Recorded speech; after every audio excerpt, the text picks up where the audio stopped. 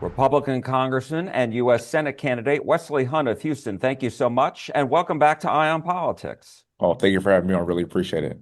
You bet. So, the latest independent poll that we saw came out last week from the Emerson College Polling and Nexstar Media.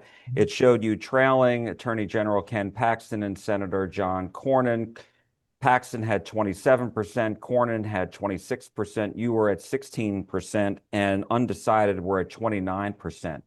So I'm wondering, when are you going to make a move up in these polls, in independent polls? And are you approaching a now or never moment, given that there's less than a month before early voting starts? Oh, well, that's just one poll. We've been performing way better. Otherwise, I wouldn't have gotten in this race. If you go back to even before the filing deadline, there were public polls that had us in the 20s at a minimum at 22. So I know where we're at. We're already a striking distance and we're doing very well. Also, I want to point out in that poll, it's 30% undecided. So when there's 30% undecided and you have two men that have ubiquitous name ID that have been on the ballot for decades, and yet there's still 30% that are undecided, that bodes very well for us, a candidate that people are looking for to actually fill that void and fill the rest of that space. I'll also point out too, also on that poll, I outperformed both of them in the general election numbers against our Democrat opponents. So for a person that has not been as well known, whose name ID is in the high 70s, and I think once we get done with this over the course of the next few weeks, we'll be in the 80s and 90s. I think it's going to be a fait accompli, and we will absolutely be in the runoff. Once we win that runoff, then we are already outperforming Jasmine Crockett, and God willing, we actually do get Jasmine Crockett in that general election. But even if it's James Talarico, we are already 5 or 6 points ahead of him in that same poll. So again, we like where we're at. We need to keep on working, traveling around the state like we are doing, running a campaign unlike my other two counterparts. And I think when it's all said and done, Texans are going to know who the best option is. So, what is your message to Republican voters? What's your rationale? I think Republican voters are looking for the next generation of leadership. The United States Senate is simply not a retirement community. And the fact of the matter is our vice president is 41 years old. Our Secretary of State is in his early 50s. Our Secretary of War is in his mid 40s. And what people want is the next generation of America First patriots that supported President Trump on day one, like myself, that can lead not just for our children, not just for our children's children, for our children's children's children, and who's going to be around to do it. We need people that are going to be a law, but they're going to be around to actually live with the laws that we make. And at the end of the day, that simply is not John Cornyn. And what I also want to point out to the viewer at this moment is that I'm only going to do this for 2 terms. I'm already term limiting myself. I am giving up my congressional seat right now after serving 2 terms. I don't believe in doing this forever. I have a 7, I have a 5, and a 3-year-old at my house. And at some point, I need to get back and raise them as my parents raised me. People want term limits. People want us to get younger. People want leaders for the future to step into the race right now. And that's exactly what I'm hearing. And that's the void that I'm filling. And, everybody is expecting this to get into a runoff. You said so yourself. I mean, are the candidates, are all of you, in a sense, trying to keep the powder dry until you get to the runoff? Not necessarily. I think we are up on TV as we speak. We are playing to win. We are working to win. But at the end of the day, I'm the only one that's traveling around the entire state of Texas to ensure that I actually face the voters and people could see how their next senator is going to behave and what we're going to do to save this great nation and keep this state red. And I got to tell you, Texas is a pretty big state. This is a young man's game. It is tough to get around, but we're doing it. We've made our first pass already through Texas. We're going to do it again in the beginning of February. In a runoff, we're going to do it again. We're going to keep on working, and everyone's going to see my face. And I'm not afraid to answer any of the tough questions. I'm not afraid to face the voter. And I think people want to see who is going to replace John Cornyn. And it's going to be a young America First fighter who was the first person to endorse President Trump, who is an Apache pilot, who is a West Point grad. That's exactly the kind of ilk that we're looking for. Native Texan, and we're going to get it done. But what is, I mean, because you've been out here for months on the stump, your message has been consistent. And I'm wondering what's at the end of the day, what's going to be the difference maker in this primary? Because with 29% in this latest poll, other polls showing similar all these people are still undecided. So in your, opinion, what is the game changer? What is the ultimate decision for these folks to make? Well, again, that decision point is coming. It's coming in about a month. Early vote starts, and the election is in about 6 weeks. So I want you to know is that John Cornyn has spent $75 million on this race. $75 million, and he's polling in the 20s as a 24-year incumbent, which means that over 70% of the electorate doesn't want John Cornyn to return, and we already know that. So they're looking for another option, and that's actually the task that I have for the next 4 to 6 weeks to ensure that they know that there is another option. The other option does exist. And I think as the weeks continue to wane on and as we continue to travel around and get our name out there and get our name ID up and people see exactly the kind of fighter that I am going to be for the great state of Texas, that's what people are looking for. And that's when the numbers are really going to start breaking in our direction. Senator Cornyn said this week you're not really a factor in this race. Yeah, well, if I wasn't really a factor, he wouldn't have spent $5 million hitting me in my own home city of Houston. Well, one of the things that he has started is a website tracking your lack of votes, that you've missed Yeah. votes, including one last week. And House GOP leadership is also telling Republicans such as yourself that missing votes should be a matter of life and death. And so I'm wondering, how do you justify going out on the campaign trail and missing votes? And how difficult a decision has that been for you, knowing that, you've got missed votes, and on one hand, you got to still go out and campaign? The people of Texas want a new senator, and it is my job to make sure that the people of Texas know that that person is going to be me. I have now answered hundreds of questions on the campaign trail. And do you know how many questions I've got about missed votes? Zero. Not a single voter has asked me about this issue. You know what they want? They want somebody that's not going to co-author gun control legislation. They want somebody that's going to support President Trump and codify his agenda in the halls of the Senate. You see, people will understand that the SAVE Act is sitting on the desk of the Senate. A lot of President Trump's agenda is not getting held up in the House. It's because they refuse to nuke the filibuster to get his agenda across. And people are looking for people like me that are willing to nuke the filibuster to ensure that we deliver on the mandate that the American people gave to President Trump. And if it means that I have to miss some votes right now to ensure that I am traveling to Amarillo and Lubbock and the Panhandle and Texarkana and South Texas and East Texas, as I have just done this past week, I think people are really happy to see my face. And they also know that I'm going to be living in Texas and have an apartment in DC, which means that I'm going to be coming home every single weekend to face the actual voters here in Texas. I think a lot of people have told me they really wish that John Cornyn would have missed more votes. And that's why 75% of the electorate doesn't want him to come back. But don't you run the risk, because on one hand, you said that you want to actually codify President Trump's agenda. How can you do that if you're not there in DC to vote? Well, again, a lot of President Trump's agenda is being held up in the Senate.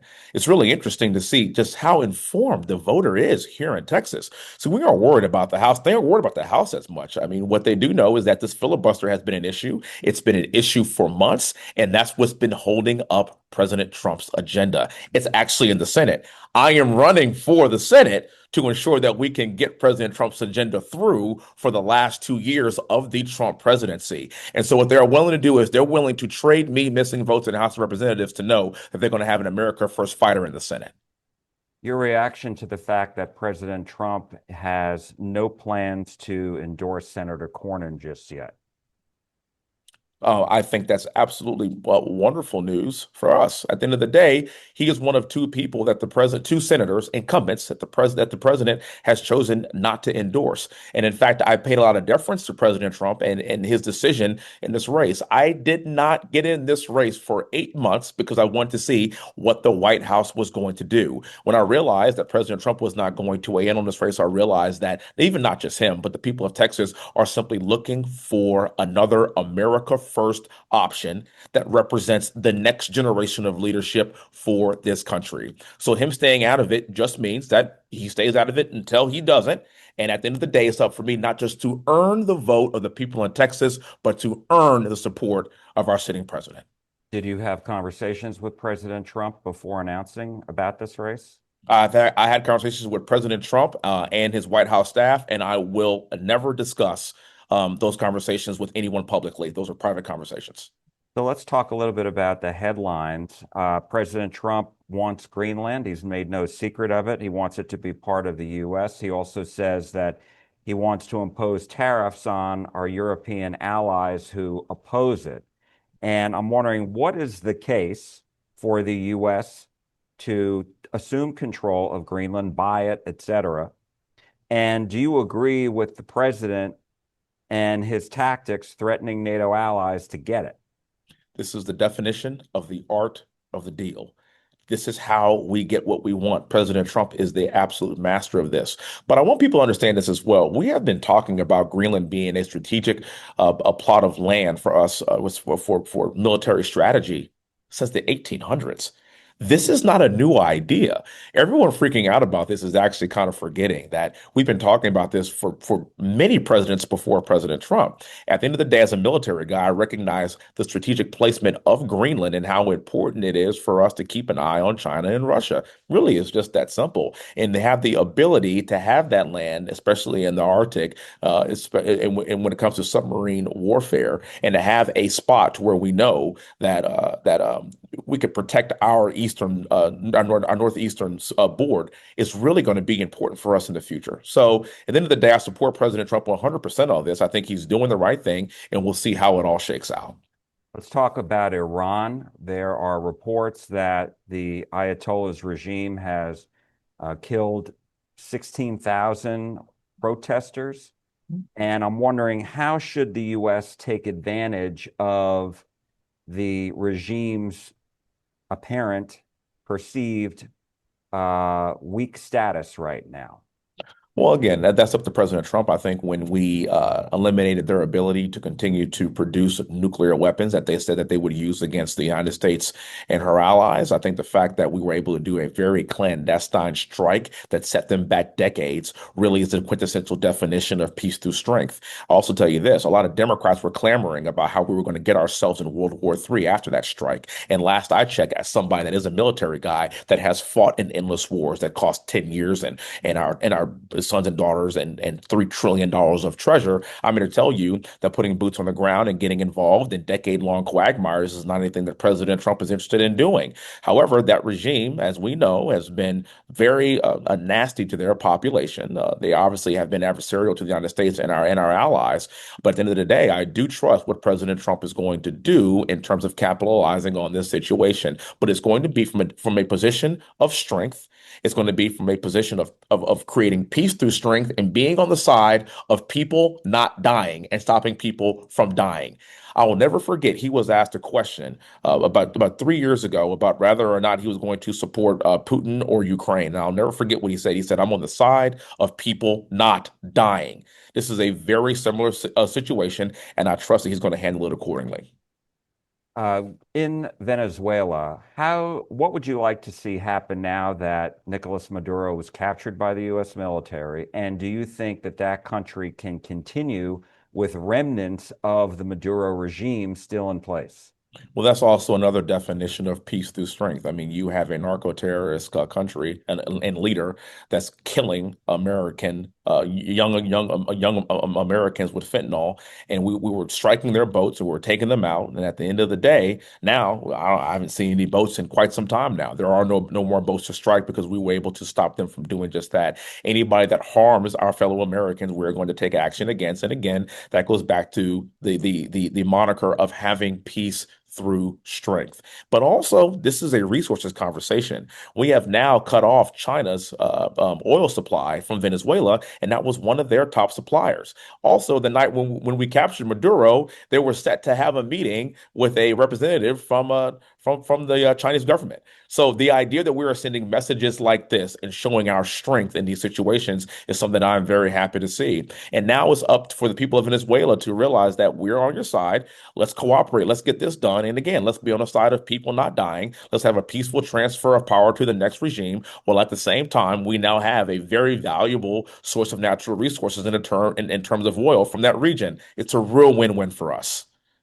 And the last question I wanted to ask you about the controversy involving the deadly shooting of Renee Good in Minneapolis by the ICE officer. Obviously, there's been a lot of back and forth. Democrats have been out there sharply criticizing ICE.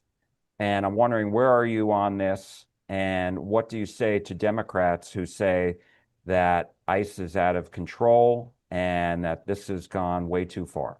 Well, they're hypocrites, and obstructing justice is completely unacceptable. The brave men and women of ICE, the brave law enforcement officers that we have in this country, we should be thanking them every single day for what they do. And getting involved and getting in the way of their operations is completely unacceptable. Keep in mind that Barack Obama deported far more people than President Trump did and used ICE to do it. What was the difference? He was a Democrat. So now Democrat cities were cooperating with Barack Obama, but now all of a sudden they don't want to cooperate with President Trump to do the exact same thing. So what I want people to understand is this. You don't go after the people that are simply carrying out the law that they were told to do by the federal government. If you don't like what's going on, then you need to figure out how to change the politician that makes the laws. The fact that they are getting involved in obstructing justice is a huge problem.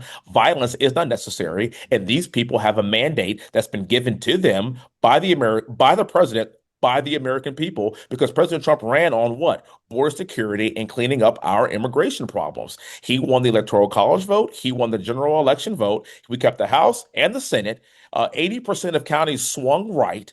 And at the end of, and excuse me, and every single swing state swung to President Trump. At the end of the day, we were given a mandate. He is simply executing on that mandate. And we don't see these problems in red states because our local law enforcement is coordinating with ICE, not trying to obstruct ICE from doing their jobs. We will leave it there. Congressman and U.S. Senate candidate Wesley Hunt, thank you so much. Thank you for having me. God bless you. We appreciate it.